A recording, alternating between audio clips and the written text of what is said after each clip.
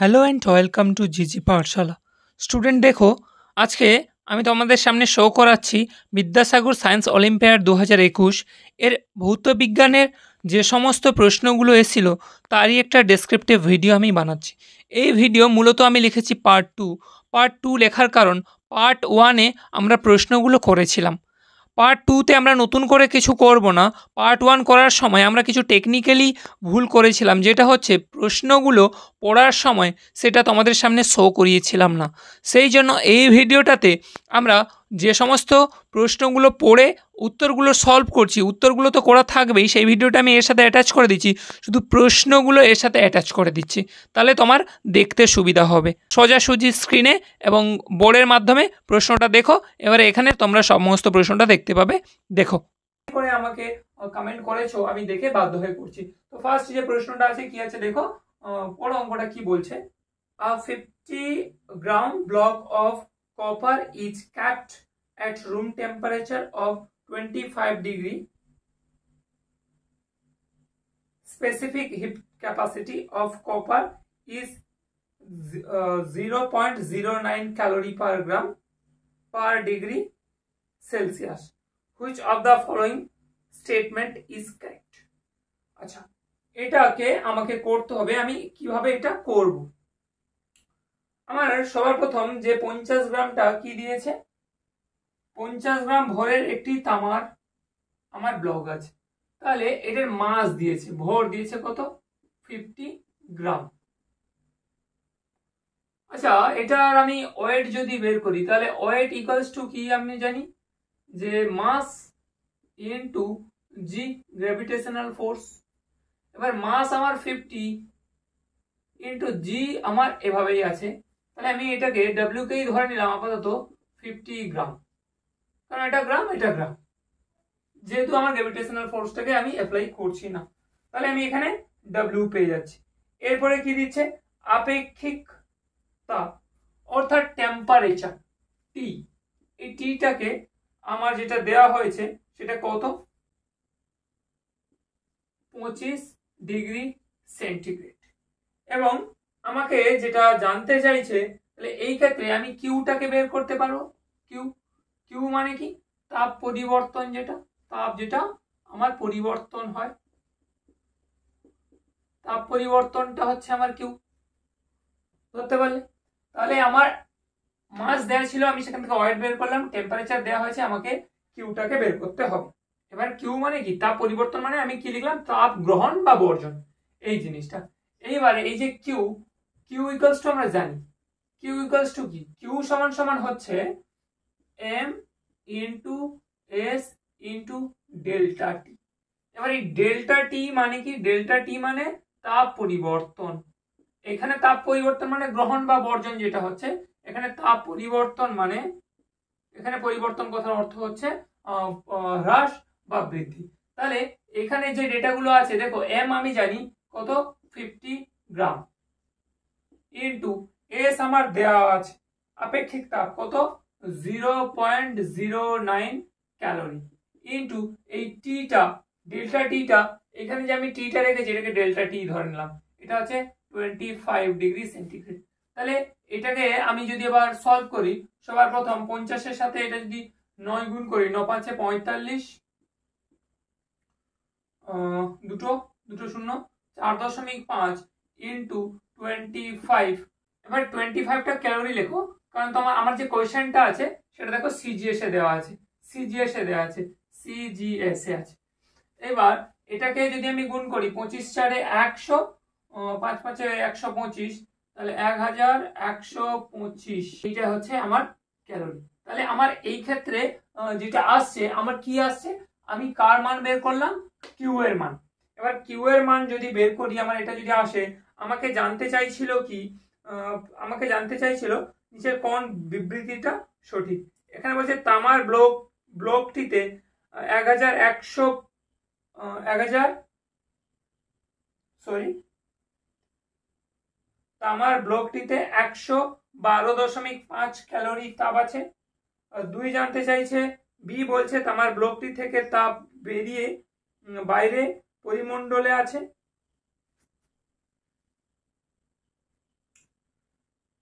এবার যেটা আমাকে জানতে চাইছিল সেটা দেখো, অপশন এ তে কি আছে, যে the copper block content 112.5 calorie heat. হ্যাঁ, অপশন এ আমার কারেক্ট। এবার দুয়ের যে প্রশ্নটা দেখো, তোমরা দেখো আমি কোশ্চেনটা শেয়ার করছি, এটা তোমরা জানো, কারণ এই লাইট চ্যাপ্টারটা আমি যেটা করেছি, লাইটের পার্ট 1 চ্যাপ্টারটাতে দেখো, আমি নিচে না হয় ভিডিও ডেসক্রিপশন বক্সে লিংকটা দিয়ে দিচ্ছি, তোমরা দেখো। যেটা জানতে চাইছে, বলছে একটি আলোক রশ্মি বায়ুর মধ্য দিয়ে যাওয়ার সময়, আলোক রশ্মিটা আসছিল রেটা বায়ুর মধ্যে থেকে যাওয়ার সময় অন্য একটি স্বচ্ছ বস্তুর উপর 30 ডিগ্রি আপাতন কোণে আপাতিত হলে যদি প্রতিসরণ কোণ 50 ডিগ্রি হয় তবে নিচের কোণ বিবৃতিটা সঠিক। তাহলে আমি প্রথমে যেটা করার চেষ্টা করছি, এই একটা আমার মিডিয়া ধরে মাধ্যম, তাহলে সবার প্রথম আমার একটা লাইট রে আসছে, তাহলে এই উপরে একটা মাধ্যম, নিচের একটা মাধ্যম, মানে এখান থেকে এই পার্টটা আলাদা, এই পার্টটা আলাদা। এবার সবার প্রথম আমি একটা লাইট রেটাকে পাঠাচ্ছি, একটা সোর্স অফ লাইট যেটা পাঠাচ্ছি, সেটা এইভাবে আমি পাঠাবো। এইভাবে একটা লাইট রে এলো একটা অ্যাঙ্গেল করে, যে অ্যাঙ্গেলটা হচ্ছে কত, অ্যাঙ্গেলটা বলছে 30 ডিগ্রি। এবার এই 30 ডিগ্রি কার সাথে, আমরা সবসময় জানি নর্মালের সাথে, অর্থাৎ নর্মাল মানে বাংলায় যেটা বলি উলম্ব, তাহলে এই উলম্বর সাথে আমার লাইট রেটা আসছে কত ডিগ্রি অ্যাঙ্গেল করে, 30 ডিগ্রি অ্যাঙ্গেল করে। বেশ, এইবার এই লাইট রেটা আমার এইভাবে বেরিয়ে যাওয়ার কথা ছিল, এইভাবে বেরিয়ে চলে যাওয়ার কথা ছিল, যে ডিগ্রিতে আসছিল সেই একইভাবে 30 ডিগ্রিতে বেরিয়ে যাওয়ার কথা ছিল, কিন্তু বলছে সেটা যখন প্রতিফলিত হচ্ছে, ঠিক আছে, প্রতিফলিত হচ্ছে, যখন আসছে এবং প্রতিফলিত হচ্ছে তখন সেটা ঠিক সোজা না গিয়ে একটু বেঁকে যাচ্ছে, এভাবে হচ্ছে, তখন এই কোণটার মান কত হয়ে যাচ্ছে আমার 50 ডিগ্রি, এই কোণটার মান হয়ে যাচ্ছে আমার 50 ডিগ্রি। তাহলে নিচের কোন বক্তব্যটা সঠিক। এবার আমার লাইট রে এসছিল যেভাবে আমার যাওয়ার কথা ছিল, তো এইভাবেই বেরিয়ে যাওয়ার কথা ছিল, কিন্তু সে এভাবে না গিয়ে সে এখানে অ্যাঙ্গেলটা না করে এখানে গিয়ে একটা অ্যাঙ্গেল তৈরি করেছে। এবার কেন, ফার্স্ট যখন আসছিল সেটা হচ্ছে আমার কি, এটা ছিল বাতাসের মাধ্যমে, বাতাস, অর্থাৎ আমি এটাকে এ মাধ্যম ধরলাম। এবার বি মাধ্যমটা দেখছি, সেটা দেখো আমি তোমাদের বারবার করে বলেছিলাম যে একটা লাইট রে যখন আমার আসছে, অর্থাৎ রিফ্র্যাকশন অফ দ্য লাইট, সেক্ষেত্রে আমরা বারবার দেখেছি লাইট রেটা যখন আমার আসছিল যে অ্যাঙ্গেল থেকে তৈরি করে সে যখন ভেদ করে চলে যাচ্ছে অন্য একটা মাধ্যমকে, সেখানে সেই লাইটটা যদি অবিলম্বের কাছাকাছি আসে তাহলে বুঝতে হবে দ্বিতীয় মাধ্যমটার ঘনত্ব বা ডেনসিটিটা বেশি, বা ডেন্সার মাধ্যম রেয়ার মাধ্যমের থেকে। কিন্তু এক্ষেত্রে আমি দেখছি উল্টোটা, কি, অর্থাৎ আমার 30 ডিগ্রি অ্যাঙ্গেল করে আসছিল, সে এবার আমার উলম্বের কাছাকাছি না এসে উলম্ব থেকে দূরে চলে যাচ্ছে। তার মানে এটা আমার পরিষ্কার এই এ মাধ্যমের ঘনত্ব থেকে বি মাধ্যমের ঘনত্বটা কম। তাহলে এক্ষেত্রে এটা বি মাধ্যমটা হচ্ছে আমার রেয়ার আর এটা হচ্ছে ডেন্সার। তাহলে এটা হচ্ছে আমার বেশি ঘনত্বযুক্ত, এটা আমার কম ঘনত্বযুক্ত, অর্থাৎ এটা লঘু মাধ্যম, এটা ঘন মাধ্যম। কেন, আমি আগেই বলেছি লাইট রে যখন আমার একটা মাধ্যম থেকে অন্য মাধ্যমে যাবে সেই ক্ষেত্রে তার রিফ্র্যাকশনটা যদি উলম্বের কাছাকাছি আসে তাহলে বুঝতে হবে এটা ঘন মাধ্যম এটার তুলনায়। কিন্তু এখানে কি হচ্ছে, এখানে অ্যাঙ্গেলটা দেখো 30-এর অপেক্ষা বেশি হয়ে যাচ্ছে, অর্থাৎ উলম্ব থেকে সে দূরে পালিয়ে যাচ্ছে। তার মানে এটা হয়ে যাচ্ছে আমার এখানে কি লঘু মাধ্যম বা রেয়ার মিডিয়াম এটার তুলনায়। ক্লিয়ার হয়েছে? এবার আমাকে এটাকে করতে হবে, দুটো মিডিয়াম নিলাম। এবার আলোর যে রিফ্র্যাকশনটাকে আমরা বা প্রতিসরণ সেটাকে আমরা মিউ দিয়ে ডিনোট করি, এভাবে মিউ দিয়ে ডিনোট করি। এবার এই মিউ দুটো মাধ্যম হচ্ছে সেটা কি কি, আমি এটাকে লিখছি এইভাবে বি বাই এ, তোমরা ক্লাস 10-এ উঠলে এটা পড়বে। অর্থাৎ এইটার কথার অর্থ হচ্ছে এ মাধ্যম, এবার এটার মানে হচ্ছে এ মাধ্যমের সাপেক্ষে বি মাধ্যমের প্রতিসারাঙ্ক।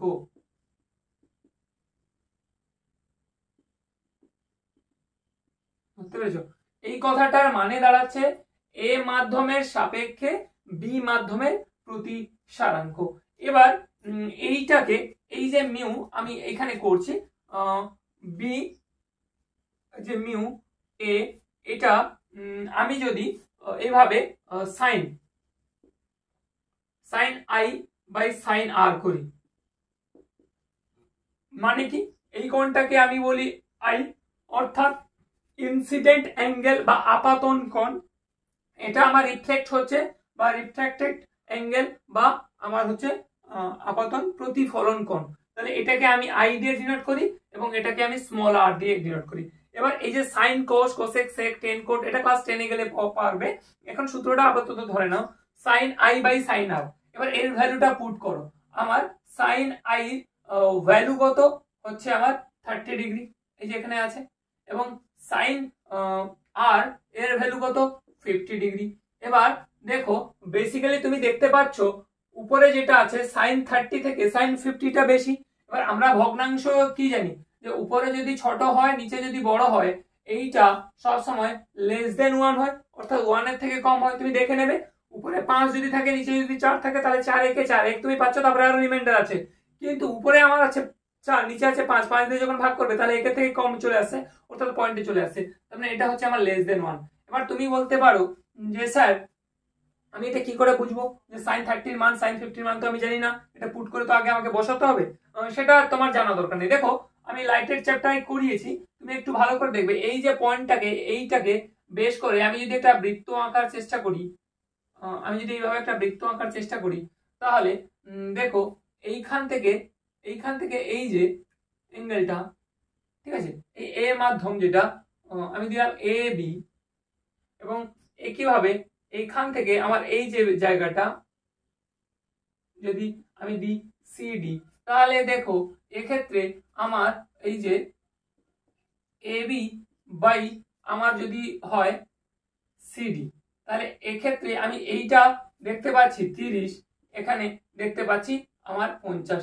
তাহলে আমি যদি সায়েন্সের কনসেপ্টটা নাও জানি, সাইন কোসেকের কনসেপ্টটা না জানি, তোমাদের ক্লাস 8 এ কিন্তু এই কনসেপ্টটা আছে, তাহলে এটা মানো একই দাঁড়াচ্ছে। তার মানে আমি পরিষ্কার দেখতে পাচ্ছি যে এটা আমার এই যে লঘু মাধ্যম, সরি এটা আমার বাতাসটা এখন আমার ঘনমাধ্যম, বাতাসটা খালি থাকলেও এর মধ্যে কিছু আছে বাতাসে, তাও তো গ্যাস কিছু আছে, কিন্তু এটা একদম শূন্য মাধ্যম। তাহলে আমি দেখছি ডেনজার মিডিয়াম অর্থাৎ ঘন মাধ্যম থেকে লঘু মাধ্যমে যখন আসছে তখন সেটা হয়ে যাচ্ছে লেস দেন 1, অর্থাৎ 1 এর থেকে কম হবে। তাহলে দেখে নাও এবার অপশনটা আমার কি হবে।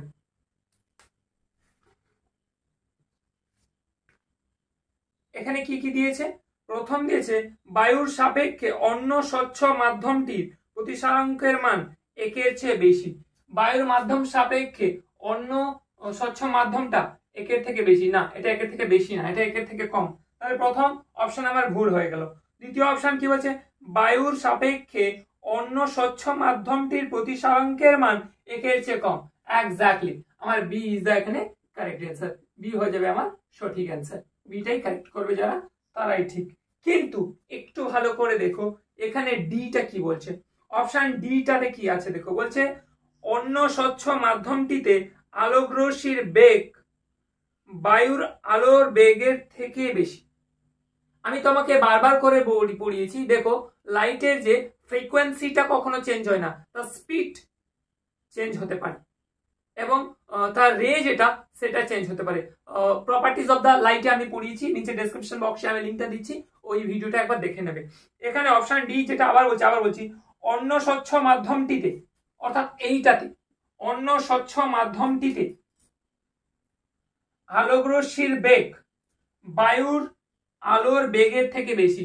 অর্থাৎ এইখানে আমার যখন রেটা আসছিল তোমার বায়ুর দ্বারা কিছুটা বাধাপ্রাপ্ত হচ্ছিল, তখন তার স্পিডটা কম হচ্ছিল, কিন্তু যতটা আমার ভ্যাকিউম হচ্ছে ততটা আমার স্পিড কি হচ্ছে, ইনক্রিজ করছে। তাহলে এই অপশন ডি যারা কারেক্ট করবে, অপশন ডি তে যারা টিক আউট করবে তাদেরও কিন্তু ঠিক হবে, তাদেরও কিন্তু ভুল হবে না। তোমরা এনএমএস এই বছর পরীক্ষা দিয়েছো 2023 সালে, দেখবে কিছু কিছু প্রশ্নে বিশেষ করে ম্যাথের দুটো অপশন ঠিক হবে, এও ঠিক বিও ঠিক, মানে এ যারা করেছে তারাও ঠিক পাবে, বিও যারা করেছে তারাও ঠিক পাবে। এবং আমাদের ইন্ডিয়ায় এমন কিছু কিছু পরীক্ষা আছে option A B C D যে কোনো একটা টিক আউট করলে সেটাও ঠিক হবে, এরকমও পরীক্ষা কিন্তু হয়। তাহলে এটা ঘাবড়ে যাবে না, দুটো অপশনই ঠিক আছে। বারবার করে বলছি সায়েন্স তো তোমাকে মুখস্থ করলে হবে না, তুমি কনসেপ্ট গুলো বোঝার চেষ্টা করো তাহলে হয়ে যাবে। দেখো এখানে ডিও হচ্ছে, কিন্তু তোমাদের যদি ডাউট হয় তোমাদের যারা বিশেষজ্ঞ আছে, হোম টিউটর আছেন বা যিনি আছেন ওনাদেরকে একটু দেখাবে ওনারা কি বলছেন। তো আমার মতে বিও কারেক্ট, ডিও কারেক্ট, এবং যদি বি ডি উভয় কারেক্ট অপশন থাকে সেটাও করলে ক্ষতি নেই। চলো এবার 3 নম্বর প্রশ্নটা কি আছে দেখো। তিনেরটা দেখো কি বলছে। বলছে যে 50 গ্রাম ভরের একটি ব্লক অর্ধেক ডোবা অবস্থায় আছে, এটি তরলে ভাসছে, প্লবতার মান কত হবে? আমাকে প্লবতার মানটা জানতে চাইছে। তাহলে এটা আমি যেভাবে করব, সবার প্রথম আমি একটু আঁকার চেষ্টা করছি।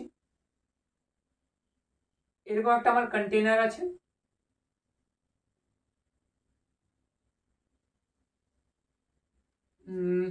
এই কন্টেনারে এতটা আমার জল আছে।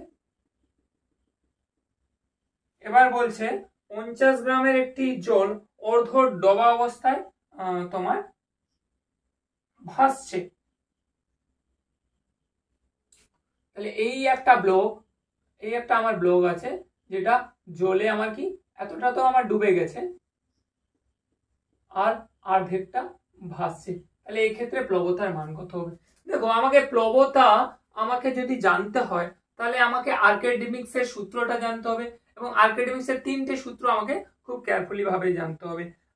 এটা বলে দিলে তো অপশনটা মুখস্থ হয়ে যাবে, কিন্তু না, আমি আর্কিমিডিস এর 3টে সূত্র তোমাকে একটু বোঝানোর চেষ্টা করছি। তুমি 3টে কন্টেনার নিয়ে নাও এবং 3টেতে মানে একই ধরনের লিকুইড এবং একই পরিমাণে লিকুইড তুমি নিয়ে নাও। আমি 3টে কন্টেনার নিচ্ছি, একটু বোঝো, জিনিসটা বোঝার আছে। আমি জানি তোমরা সবাই জানো, কারণ যারা এখানে পরীক্ষা দিতে এসো তারা সবাই ক্লাসের মোটামুটি 1 থেকে 5-এর মধ্যে, মানে সবাই ব্রেনি, সবাই ভালো, তাও একটু কনসেপ্টটা ক্লিয়ার করে নাও। দেখো কন্টেনারটা বড় ছোট হয়ে গেছে, এটা আমার আঁকার জন্য। তোমরা আপাতত ধরো 3টে একই কন্টেনার। এবার এই কন্টেনারে একই পরিমাণ লিকুইড দিয়ে দাও, সব জায়গায় একই পরিমাণে লিকুইড দিয়ে দিলাম। এবার একই পরিমাণ লিকুইড দিলাম। প্রথম আমি আঁকার চেষ্টা করলাম, ফার্স্ট একটা ব্লক আমি জলে ছেড়ে দিলাম। এই ব্লকটা জলে পুরোপুরি ভাসছে। কেন পুরোপুরি ভাসছে? এই ব্লকটার যে ওয়েটটা আমাকে দিচ্ছে, তার থেকে যেটা আমার বয়েন্টটা হচ্ছে, অর্থাৎ যে প্লবতাটা দিচ্ছে, যে ফোর্সটা অ্যাপ্লাই করছে, সেক্ষেত্রে আমার বেশি হয়ে যাচ্ছে। অর্থাৎ এক্ষেত্রে আমার force greater than is weight. অর্থাৎ এই ব্লকটা তরলকে যতটা পরিমাণ ভর অ্যাপ্লাই করেছে, তরল ঠিক তার থেকে বেশি আমার একটা কি প্লবতা প্রেসার দিচ্ছে। আবার এই ক্ষেত্রে আমি দেখছি যে আমার ব্লকটা ডোবা অবস্থায় ভাসছে। অর্থাৎ আমার এই যে ব্লকটা, এটা আমার কিন্তু ডুবে গেছে, কিন্তু পুরোপুরি ডুবেনি, অর্থাৎ ও জলের মধ্যে ভাসছে।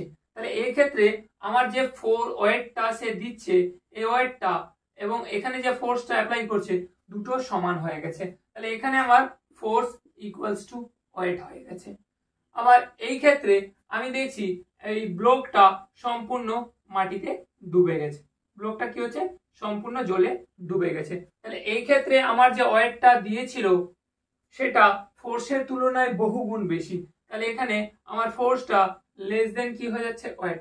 অর্থাৎ ওয়েটের থেকে আমার ফোর্সটা অনেক কম, অর্থাৎ ওয়েটটা অনেক অনেক হিউজ বেশি। এবার কি বলছে দেখো। এবার আমার প্রশ্নের যে ছবিটা, এই 3টে ছবিতে মিলছে না। আমার এটা হচ্ছে আর্কিমিডিসের প্রথম সূত্র, এটা দ্বিতীয় সূত্র, এটা আমার তৃতীয় সূত্র, কিন্তু এই 3টে সূত্রের মধ্যে এর তো কোনো মিল পাচ্ছি না। তাহলে এই ক্ষেত্রে আমার এইটা মোটামুটি আসছে যে F ইকুয়ালস টু আমার W। তাহলে জলে কি হতো? জলে ডুবে ভাসতো, কিন্তু জলে অর্ধেক ডুবেছে, অর্ধেক ভাসছে, তার মানে এটা হাফ হয়ে গেছে। 2 দিয়ে আমাকে ভাগ করে দিতে হবে। তাহলে এই যে আমার ফোর্সটা, প্লবতাটা, তাহলে কত হবে? এই ওয়েটটা কত? 50, তাকে হাফটা আমি প্রয়োগ করতে পারছি, বাকি পারছি না, তাহলে এটা কত আসছে? 25। তাহলে আমার প্লবতার মান কত হবে সেটা আমাকে জানতে হবে। 25 তো এখানে নেই, কিন্তু কি হবে সেটা দেখো, স্টেটমেন্টটা পড়ে বুঝতে হবে। বলছে 50 গ্রাম ওয়েটের থেকে বেশি। আমার প্লবতার মান যদি 50 গ্রাম ওয়েটের থেকে বেশি, তাহলে সম্পূর্ণ ভাসতো, একেবারে ডুবতো না। সেকেন্ড বলছে 50 গ্রাম ওয়েটের থেকে কম, এক্স্যাক্টলি। অর্থাৎ 50 গ্রাম ওয়েটের যদি সমান হয়ে যেত তাহলে তো অর্ধ ডোবা অবস্থায় ভাসতো, কিন্তু তার থেকে কম। তাহলে কম মানে কত? 25। তাহলে অপশন বি হয়ে যাবে আমার এখানে correct. Option B is the correct answer. আচ্ছা অপশন সিটা দেখে নি কি বলছে, 50 গ্রাম ওয়েটের সমান। না, সমান হলে আমার কি হতো, এইটা হতো, কিন্তু এই অবস্থাতে তো নেই। এবং ডি বলছে 0, না 0 কখনোই হবে না। ঠিক আছে, তাহলে এইভাবে আমি বারবার করে বলছি ফিজিক্সটাকে বুঝতে হবে, কনসেপচুয়ালি বুঝতে হবে, বুঝলেই হবে। ঠিক আছে, না বুঝলে কিন্তু সমস্যা আছে। মুখস্থ করে ফিজিক্স করা যাবে না, কারণ মনে রাখবে সায়েন্স অলিম্পিয়াড, এই প্রশ্নগুলো ওই জন্য এভাবেই আসবে তোমাদের। নেক্সট 4 নম্বরটা দেখো কি প্রশ্ন আছে, দেখো খুবই মজার একটা প্রশ্ন। দেখো 4এরটা কি বলছে, বলছে যে টেবিলের উপর রাখা একটি কাঠের ব্লককে তুমি 10 নিউটন অনুভূমিক বল দিলে, অনুভূমিক বল দিলে, আচ্ছা অর্থাৎ হরাইজন্টাল ফোর্স অ্যাপ্লাই করলে 10 নিউটন, কিন্তু ব্লকটি নড়ছে না। এক্ষেত্রে ব্লকটির উপর ক্রিয়াশীল ঘর্ষণ বলের মান অর্থাৎ ফ্রিকশনের মান জানতে চাইছে। তাহলে বেশ, এটা খুব সহজভাবে করা যায়। দেখো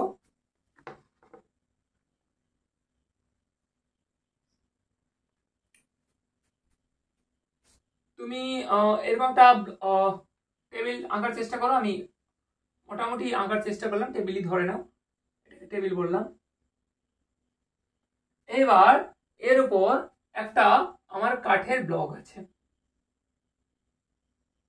এই কাঠের একটা আমার ব্লক আছে এর উপর, ঠিক আছে, এর উপর আমার একটা কাঠের ব্লক আছে। এইবার এই কাঠের ব্লককে তুমি কি করছো, একটা 10 নিউটন ফোর্স অ্যাপ্লাই করছো, একটা ফোর্স অ্যাপ্লাই করছো, যেটার মান হচ্ছে 10 নিউটন, যেটা কি হচ্ছে হরাইজন্টাল অর্থাৎ অনুভূমিক, অনুভূমিক ভাবে একটা ফোর্স অ্যাপ্লাই করছো। যখনই তুমি এটার উপর একটা ফোর্স অ্যাপ্লাই করছো, উল্টো দিক থেকে একটা ফোর্স সবসময় অ্যাপ্লাই হয়, যে ফোর্সটার নাম কি হচ্ছে ফ্রিকশন অর্থাৎ ঘর্ষণ বল। এবার আমরা জানি সবসময় কি ঘর্ষণ বল সবসময় গতির বিপরীতে কাজ করে, এবং স্থিতি ঘর্ষণের বল আমার গতি ঘর্ষণের বলের থেকে অনেক অনেক বেশি হয়। তাহলে যে ক্ষেত্রে তুমি বলটাকে প্রয়োগ করছো, সেক্ষেত্রে আমার স্থিতি ঘর্ষণের পরিমাণটা বেড়ে আছে যতক্ষণ না পর্যন্ত ব্লকটা আমার গতিশীল হয়। তাহলে উল্টো দিক থেকে যেটা আমার প্রয়োগ হচ্ছে সেটা হচ্ছে ফ্রিকশন। এবার এই ফ্রিকশনটা স্থিতি ঘর্ষণের ক্ষেত্রে অনেকটা বেশি হয়, তাহলে আমি ঠিক যতটা পরিমাণ ফোর্স অ্যাপ্লাই করছি আমার এই ফ্রিকশনটাও ঠিক ততটাই হচ্ছে, যার জন্য আমি ব্লকটার মধ্যে কোনো মোমেন্টাম দেখতে পাচ্ছি না, অর্থাৎ নড়ছে না। যদি আমার এইটা যদি 10 নিউটন হচ্ছে এবং এই ফোর্সটা যদি আমার 11 নিউটন হয়, তাহলে এ নড়তে শুরু করবে। এবার যেই এই নড়তে শুরু করবে, এ 10 থেকে 9 হবে, আস্তে আস্তে এ কমতে শুরু করবে, কারণ আমি বলছি চল ঘর্ষণের মান কম হয় গতি তোমার স্থিতি ঘর্ষণের থেকে। তাহলে এক্ষেত্রে আমার এই যে ফোর্সটা আমি যতটা প্রয়োগ করছি আমার ফ্রিকশনও ঠিক ততটাই। তাহলে অপশন কি বলছে দেখেন, ফার্স্ট বলছে যে মোর দেন 10 নিউটন হরাইজন্টাল, অর্থাৎ তোমার অনুভূমিক ভাবে আমার যেটা ফ্রিকশনের মানটা 10 নিউটনের চেয়ে বেশি, কখনোই না, ফ্রিকশনের মানটা 10 নিউটনের চেয়ে বেশি না, 10 নিউটনের সমানই। আবার বি বলছে আমার 10 নিউটন উলম্ব ভাবে নিচের দিকে অর্থাৎ ভার্টিক্যালি, এইভাবে দিচ্ছে, বলছে না এটা একেবারেই ভুল, এটা ওয়েট একমাত্র দিতে পারে, ফ্রিকশন না, ওয়েটটা আমার দিচ্ছে ভার্টিক্যালি, কিন্তু ফ্রিকশন আমার সবসময় দিচ্ছে অনুভূমিক ভাবে হয়। আচ্ছা অপশন সি বলছে 10 নিউটন অনুভূমিকের দিকে, অর্থাৎ equals to 10 newton and horizontal. Option C হয়ে যাবে আমার এটা সঠিক অ্যান্সার। ইকুয়ালি তোমার হরাইজন্টালি আমার হচ্ছে, তোমাকে জানতে চাইছিল কি ব্লকটির উপর ক্রিয়াশীল ঘর্ষণ বলের মান কত, তাহলে এটা যে পরিমাণ ফোর্স অ্যাপ্লাই করছে এটাও তাই, এটা তো ইকুয়াল হলো, এবং সেটা অনুভূমিক ভাবে হবে অর্থাৎ হরাইজন্টাল ভাবে হবে। ঠিক আছে, তাহলে অপশন সি হয়ে যাচ্ছে আমার এটা কারেক্ট অ্যান্সার। এবার চলো পাঁচেরটা, খুবই সোজা প্রশ্ন। পাঁচেরটা দেখো সুন্দর একটা প্রশ্ন, বলছে যে মাধ্যাকর্ষণ বল ব্রহ্মাণ্ডের যে কোনো দুটি ভরের মধ্যে ক্রিয়াশীল। আমরা জানি যে এই পৃথিবীতে থাকা প্রত্যেকটা বস্তু একে অপরকে আকর্ষণ করে, ঠিক আছে, গ্র্যাভিটেশনাল ফোর্স এটা, কিন্তু তারা একে অপরের এসে চিপকে যায় না। এই যে আমার হাতে এই একটা মোবাইল, এই একটা পেন, এরা দুজনকে একে অপরের দিকে কিন্তু আকর্ষণ করছে, কিন্তু সেই আকর্ষণ বলটা এতটাই নগণ্য যে এরা একে অপরের কাছে আসতে পারে না, সেটা প্রথম স্টেটমেন্টে বলেছে। এবার বলছে ছাদ থেকে সুতো দিয়ে ঝোলানো দুটি দোলককে অর্থাৎ পেন্ডুলামকে পিণ্ডের ক্ষেত্রে নিচের কোন কথাটি সত্যি। তাহলে দেখো এই আমার ছাদ, এই ছাদ যে আছে আমি এটা এঁকে দিলাম। এটা আঁকার কথার অর্থ হচ্ছে ফিজিক্সে এই টার্মগুলো বুঝতে হবে যে ছাদটা আমার ফিক্সড, ছাদটা ওঠানামা করবে না, নড়বে না, বাঁ দিক ডান দিকে যাবে না, ছাদটা আমার ফিক্সড। এবার এরকম একটা ফিক্সড পোর্শন থেকে আমি দুটো পেন্ডুলামকে ঝোলালাম। এবার এই পেন্ডুলাম দুটি কি হবে, কারণ এর উপর তোমার গ্র্যাভিটেশনাল ফোর্স যেটা আছে সেটা তো আছে, অর্থাৎ মাধ্যাকর্ষণ শক্তি তো আকর্ষণ করছে, আবার মহাকর্ষ শক্তিও এর মধ্যে কাজ করছে। এবার কি হবে বলছে, অপশন এ বলছে দেখো পিণ্ড দুটি মহাকর্ষ টানে পরস্পরের দিকে সরে যাবে, অর্থাৎ এ এর দিকে সরে যাবে এবং এ এর দিকে সরে আসবে। কখনোই হতে পারে না। এই তো আমি তোমাকে দুটো যদি ঝুলিয়ে দেখি মোবাইল এবং পেন, কখনোই আসবে কি, কখনোই একে অপরের দিকে আসবে না। কেন আমি বলছি, এদের দুজনের মধ্যে যে আকর্ষণ ক্ষমতা সেটা পৃথিবীর মাধ্যাকর্ষণ শক্তির থেকে অনেক নগণ্য। এ দুটো নিচের দিকে টানছে, এটা যদি না থাকে তাহলে এটা সম্ভব হতো। তাহলে অপশন এ আমার হবে না। অপশন বি কি বলছে দেখো, পিণ্ড দুটি পরস্পরের দিকে সরে আসবে না, কারণ পিণ্ড দুটির উপর পৃথিবীর অভিকর্ষ টানের তুলনায় পরস্পরের দিকে মহাকর্ষ টান নগণ্য। অর্থাৎ যে মহাকর্ষ টানটা একে অপরের দিকে যেটা টানছে তার তুলনায় পৃথিবীর মাধ্যাকর্ষণ শক্তিটা অনেক বেশি। তাহলে সেই শক্তি থেকে আমার যে একে অপরের দিকে যে মহাকর্ষ টানটা সেটা অনেকটাই নগণ্য, তাই এটা আমার হবে না। তাই অপশন বি আমার হয়ে যাবে সঠিক অ্যান্সার। অপশন সিটাকে তাও একবার দেখে নিচ্ছি। বলছে পিণ্ড দুটি তারের দিকে সরে যাবে না, কারণ পৃথিবীতে শুধু অভিকর্ষ বল থাকে, সর্বজনীন মহাকর্ষ বল থাকে না। না, একেবারেই ভুল। স্মল জি ক্যাপিটাল জি দুটোই আছে। তোমরা আমাকে কমেন্ট করো তো স্মল জি এবং ক্যাপিটাল জি এর মান কত, নিচে ডেসক্রিপশন বক্সে তোমরা লিংকটা করে দাও। অপশন ডি কি বলছে দেখো, পিণ্ড দুটি পরস্পরের দিকে সরে যাবে না, কারণ পিণ্ড দুটি পারস্পরিক মহাকর্ষ বল তাদের উপর পৃথিবীর দেওয়া অভিকর্ষ বলের দ্বারা প্রতিমিত হয়ে যাবে। না, এটা হচ্ছে না। তাহলে এবার চলো কোয়েশ্চেন নাম্বার 6টা, বেশ মজার একটা প্রশ্ন। দেখো বলছে 10 নিউটন বল 500 বর্গ সেমি ক্ষেত্রফলে প্রযুক্ত হলে সৃষ্ট চাপের মান কত। তাহলে আমাকে যেটা দিয়েছে দেখো, ফার্স্ট আমার একটা ফোর্স দিয়েছে, যে ফোর্সটার মান হচ্ছে 10 নিউটন। আবার সেক্ষেত্রে সেকেন্ড ক্ষেত্রে আমার একটা এরিয়া দিয়েছে কত, 500 আমার দিয়েছে বর্গ সেমি, অর্থাৎ সেমি স্কোয়ার। তাহলে একটা আমার সিজিএস এ দেওয়া হয়েছে, একটা আমার এসআই তে দেওয়া হয়েছে। এখানে আমার চাপ অর্থাৎ প্রেসারটা কত আমাকে জানতে চাইছে। তাহলে মাইন্ড ইট, একটা সিজিএস আছে একটা এসআই তে আছে, দুটো একই ইউনিটে সবার প্রথমে আনতে হবে। এবার আমাকে প্রেসারটা করতে হবে। চাপ ইকুয়ালস টু কি, চাপের ফর্মুলা হচ্ছে বল বাই ক্ষেত্রফল, তাহলে ফোর্স বাই আমার হচ্ছে এরিয়া। এইবার এই এরিয়াটাকে আমি সিজিএস থেকে এসআই তে নিয়ে চলে যাব। আমার আছে দেখো 500 বর্গ সেমি আছে, তাকে আমাকে মিটারে যদি নিয়ে যেতে হয় তাহলে কত হবে, 100 দিয়ে ভাগ করতে হতো, কিন্তু এককটা তো বর্গ সেমি নয়, বর্গ স্কোয়ারে আছে, তাই স্কোয়ার মানে আরো একটা 100 দিয়ে ভাগ করতে হবে। তাহলে এটার ভ্যালু হয়ে যাবে আমার 500 বাই 100 ইন্টু 100। তাহলে 0 0 0 0 যদি কাটো 5 20 100, তাহলে 1/20 এরিয়া আমি পেয়ে যাচ্ছি 1/20। তাহলে এবার যদি আমি ফর্মুলাটাকে ফেলি, এফ এর ভ্যালু 10 এবং এরিয়ার ভ্যালু 1/20, তাহলে এটার রেজাল্ট হবে 10 ইন্টু 20 ইকুয়ালস টু 200। তাহলে এই 200টা আমার যেটা চলে আসবে সেটা আসবে নিউটন পার মিটার স্কোয়ার, যেটাকে আমি পাস্কেল ও বলি, যেটাকে আমি পাস্কেলও বলি। ঠিক আছে, এটাকে আমি পাস্কেলও বলে থাকি। তাহলে এই ক্ষেত্রে আমার যেটা জানতে চাইছে, এবার অপশনটা দেখো কি হবে। আমাকে জানতে চাইছিল তাহলে সৃষ্ট চাপ বা বলের মান কত হবে। অপশন এ দিয়েছে 0.20 newton per metre square, B দিয়েছে 2000 নিউটন পার মিটার স্কোয়ার, কিন্তু না তো। অপশন ডি দেখো 200 নিউটন পার মিটার স্কোয়ার, অর্থাৎ অপশন ডি হয়ে যাবে আমার সঠিক অ্যান্সার। এটা কি দিয়েছে দেখো, নিচের বিবৃতিগুলির মধ্যে যেটি সঠিক সেটি বলো। কি কি দিয়েছে, প্রথমে বলছে সূর্য থেকে পৃথিবীতে তাপ আসে পরিবহন, পরিচালন এবং বিকিরণ। না, পরিবহন তো কোনো ভায়া তো নেই, পরিবহন হবে না, পরিচালনও হবে না, বিকিরণটা তো আছে, এটা হবে না। বি বলছে সূর্য থেকে পৃথিবীতে তাপ আসে পরিবহন ও পরিচালনের মাধ্যমে। না, এটাও ভুল। সূর্য থেকে পৃথিবীতে তাপ আসে পরিচালন এবং বিকিরণের মাধ্যমে, এটাও ভুল। লাস্ট বলছে সূর্য থেকে পৃথিবীতে তাপ আসে বিকিরণের মাধ্যমে, একদম অপশন ডি, কোয়েশ্চেন নাম্বার 7 এর অপশন ডি হয়ে যাবে কারেক্ট। অর্থাৎ বিকিরণের মাধ্যমে আমার তাপটা আসে, কারণ পরিচালন পরিবহন হবে না, কারণ ওখানে কোনো মাধ্যমটা নেই। তাহলে এটা একটা সোজা প্রশ্ন দিয়েছিল, সায়েন্স অলিম্পিয়াডের এত সোজা প্রশ্ন দেয় না। যাই হোক, এটা একটা দিয়েছিল, তোমাদের লাগ ভালো। নেক্সট হচ্ছে কোয়েশ্চেন নাম্বার 8টা, দেখো কি বলছে। কোয়েশ্চেন নাম্বার 8, কোয়েশ্চেন নাম্বার 8 এর ক্ষেত্রে বলছে উভয় ধর্মী অক্সাইড হলো।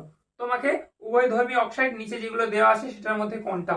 তাহলে আগে উভয় ধর্মী অক্সাইড যেগুলো হয় সেটা একটু জেনে নাও।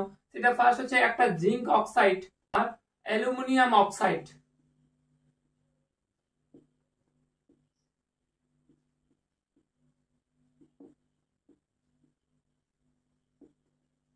বানানটা বোধহয় একটু ভুল লিখলাম, এটা হচ্ছে Al2O3। তাহলে এই দুটো হচ্ছে আমার উভয় ধর্মী অক্সাইড। তাহলে এর মধ্যে আমার অপশানে কি আছে, কোয়েশ্চেন নাম্বার 8 এর দেখো অপশন বি তে, দেখো অপশন বি তে জিঙ্ক অক্সাইড আছে ZnO। তাহলে জিঙ্ক অক্সাইড আমার সঠিক হয়ে যাবে। এবারে কোয়েশ্চেন নাম্বার 9টা দেখো, একটু এই জিনিসটা বুঝতে হবে, না বুঝলে সমস্যা আছে, একটু জিনিসটা বোঝো। দেখো কি বলছে, দেখো বলছে the formula of calcium phosphate is, অর্থাৎ ক্যালসিয়াম ফসফেটের সংকেতটা কি হবে। তাহলে এই সংকেতটা জানার জন্য আমাকে যেটা জানতে হবে সেটা আগে হলো, সবার প্রথম আমি যদি ক্যালসিয়ামকে ধরি, তাহলে এর যে সংকেতটা আসছে সেটা হচ্ছে Ca, উপরে হচ্ছে 2+। এই সংকেতটা কি হচ্ছে Ca, উপরে 2+, অর্থাৎ 2+ মানে এর যে চার্জ বা যোজ্যতা হচ্ছে আমার কত, 2। আবার আর আমি ফসফেটের ক্ষেত্রে যদি দেখি, এটা হচ্ছে PO4, হচ্ছে আমার 3-। তাহলে এর আমার চার্জ যদি দেখি, এর চার্জ আমার কত হবে, এর চার্জ হবে আমার -3, অর্থাৎ নেগেটিভ চার্জ। এবার সংকেত লেখার সময় আমরা জানি না একটা আরেকটার দিকে চলে আসে, অর্থাৎ এই যে পার্টটা আমি দেখছি Ca2+, যেটা চার্জ হচ্ছে আমার 2, আমার এই যে PO4 যেটা চার্জ হচ্ছে আমার 3-, এটা যখন আমি সংকেত লিখবো এটা এখানে চলে আসবে, এটা এখানে চলে আসবে। তাহলে আমার যদি ফর্মুলাটা আমি তৈরি করি ক্যালসিয়াম ফসফেট, তাহলে এই চার্জটাকে না লিখে যদি আমি এটা লিখি, তাহলে ক্যালসিয়ামের Cal, তাহলে এইটা উপরে চলে আসবে 3। আবার ফসফেটের ক্ষেত্রে আমার হবে ব্র্যাকেট দিয়ে PO4, তাহলে এটা আমার চলে আসবে, বাইরে চলে আসবে 2। তাহলে এটা আমার কি হয়ে যাবে, এটাই আমার হয়ে যাবে কি অপশন, বা এটা কি আছে,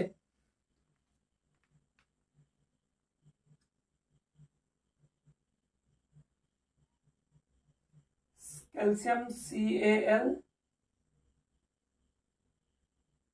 Ca3, ও আচ্ছা এল দিয়ে দিচ্ছি, সরি Ca3, অপশন ডি, দেখো অপশন ডি হয়ে যাবে আমার সঠিক অ্যান্সার। বলছে এখানে যে গলিত সোডিয়াম ক্লোরাইডের তড়িৎ বিশ্লেষণ করার সময় কি হয়। বেশ, তড়িৎ বিশ্লেষণ আমাকে করতে বলছে, ঠিক আছে, ইলেকট্রোলাইসিস। এবার সবার প্রথম এই যে ইলেকট্রোলাইসিস যেটাতে করা হয় সেই এটাকে কি বলে গো, ইলেকট্রোলাইসিস যেটাতে করা হয় সেটাকে কি বলে একটু বলো দেখি। এইটাকে বলা হয় কি গো, ভোল্টামিটার। ভোল্টমিটার নয় কিন্তু, ভোল্টামিটার। এবার এক্ষেত্রে দুটো এইভাবে থাকে না, তোমরা দেখেছো, তোমরা সবাই পড়েছো, দেখেছো আমি জানি, এইভাবে থাকে দুটো পার্ট। এবার এই দুটো পার্ট থেকে দুটো তড়িৎদ্বার নির্গত হয়, এখান থেকে একটা তড়িৎদ্বার নির্গত হয়, আবার এখান থেকে একটা তড়িৎদ্বার নির্গত হয়। অর্থাৎ একটা তড়িৎদ্বারের নাম হয় ক্যাথোড, একটার নাম হয় অ্যানোড। যেটা মাইনাস সেটা হয় ক্যাথোড, যেটা প্লাস সেটা হয় অ্যানোড। তাহলে এটা হচ্ছে ক্যাথোড, এটা হচ্ছে অ্যানোড। তাহলে এখানে আমার দুটো তড়িৎদ্বার আছে। এবারে এখানে আমি ভেতরে দিয়ে দিচ্ছি গলিত সোডিয়াম ক্লোরাইড। এখানে আমি ভেতরে কি দিয়ে দিলাম, গলিত সোডিয়াম ক্লোরাইড। তাহলে এই গলিত সোডিয়াম ক্লোরাইড আমার যখন ভাঙবে তখন কি হবে, তার আগে একটু বলে দিচ্ছি। এই যে গলিত সোডিয়াম ক্লোরাইড লিখে দিচ্ছি, সোডিয়াম ক্লোরাইড এর টেম্পারেচারটা কত, 801 ডিগ্রি সেন্টিগ্রেড। এবার এটা গলিত অবস্থায় আছে। এবারে এক্ষেত্রে ভোল্টামিটারে কি হবে দেখো। এবার সোডিয়াম ক্লোরাইড গলিত হচ্ছে যখন আমার দুটো পার্টে ভাঙছে, সোডিয়াম ক্লোরাইড যেটা একসাথে NaCl, সোডিয়াম ক্লোরাইড যখন ভাঙছে একটা হচ্ছে Na আর একটা হচ্ছে Cl। তাহলে এটা সোডিয়ামটা হচ্ছে আমার পজিটিভ চার্জ, এটা হচ্ছে আমার নেগেটিভ চার্জ, অর্থাৎ এটা আমার ভেঙে গেল সোডিয়াম ক্লোরাইডটা। এবার আমার ভাঙলো, সোডিয়াম ক্লোরাইড যখন ভাঙছে কারণ হচ্ছে সোডিয়াম যেটা পজিটিভে আর ক্লোরাইড আমার নেগেটিভে। এইবার দেখো এই পজিটিভটা যে পোর্শনটা আছে সেটা আমার যে নেগেটিভ আছে এই নেগেটিভের দিকে চলে আসবে, নেগেটিভের দিকে কি অ্যাট্রাক্ট হবে। আবার এখানে যে নেগেটিভটা আছে সেটা আমার কোথায় আসবে, এই নেগেটিভটা আমার এই পজিটিভের দিকে চলে আসবে, এভাবে আমার চলে আসবে। নেগেটিভটা আবার পজিটিভের দিকে, পজিটিভটা নেগেটিভের দিকে চলে আসবে সোডিয়াম ক্লোরাইডটা যখন ভাঙছে সোডিয়াম এবং ক্লোরাইড। এবার আমি যে পার্টটা দেখানোর চেষ্টা করছি সেটা হচ্ছে আমার ক্যাথোড রিঅ্যাকশন অর্থাৎ জারণ বিজারণ। ক্যাথোডের ক্ষেত্রে দেখো, এই ক্যাথোডের ক্ষেত্রে আমার যে পার্টটা হচ্ছে সেটা, ক্যাথোডের ক্ষেত্রে আমার সোডিয়ামটা Na+ হচ্ছে, এই Na+ এর সাথে একটা আমার ইলেকট্রন যোগ হচ্ছে। যখন আমার এটা যোগ হচ্ছে তখন এই সোডিয়ামটা আমার কি হয়ে যাচ্ছে, আমার এই সোডিয়ামটা সোডিয়াম ধাতুতে পরিণত হচ্ছে। অর্থাৎ আমার একটা ইলেকট্রন আমার গ্রহণ করছে। অর্থাৎ ইলেকট্রন গ্রহণ করা মানে তোমরা সবাই জানো জারণ বিজারণ সবাই পড়েছো। ইলেকট্রন যখন গ্রহণ করছে তখন সে হচ্ছে বিজারণ, ইলেকট্রন যখন ত্যাগ করছে তখন সে হচ্ছে জারণ। আবার উল্টো দিকটা ক্লোরাইড Cl হচ্ছে আমার একটা ইলেকট্রন বর্জন করছে। তাহলে ইলেকট্রন একটা বর্জন করে সে আমার সোডিয়াম আমার ক্লোরাইড পরমাণুতে পরিণত হচ্ছে। ঠিক আছে, ক্লোরাইড